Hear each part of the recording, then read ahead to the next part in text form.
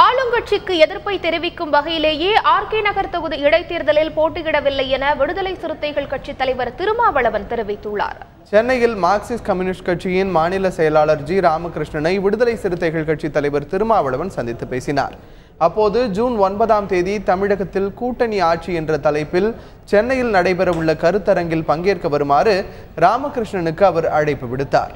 பின்னர் செய்தியாளர்களிடம் பேசிய அவர், இடைத்தேர்தல்களில் தேர்தல் அதிகாரிகளை ஆளுங்கட்சிகள் தங்களது தேவைகளுக்கு பயன்படுத்துவதாக குற்றம் சாட்டியதோடு இதற்கு எதிர்ப்பும் தெரிவிக்கும் வகையிலேயே ஆர்கே நகர் இடைத்தேர்தலில் போட்டியிடவில்லை என்று கூறினார்.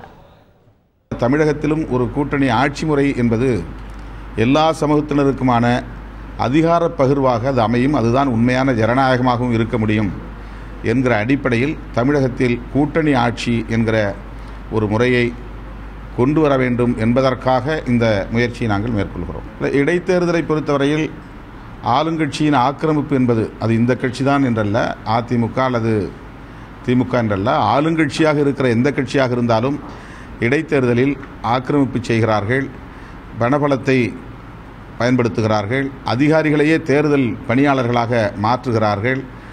ஆகவே ஜனநாயகம் இல்லை என்பதை மக்களுக்கு உணர்த்தக்கூடிய வகையில்தான் தேர்தலை புறக்கணிக்கிறோம்.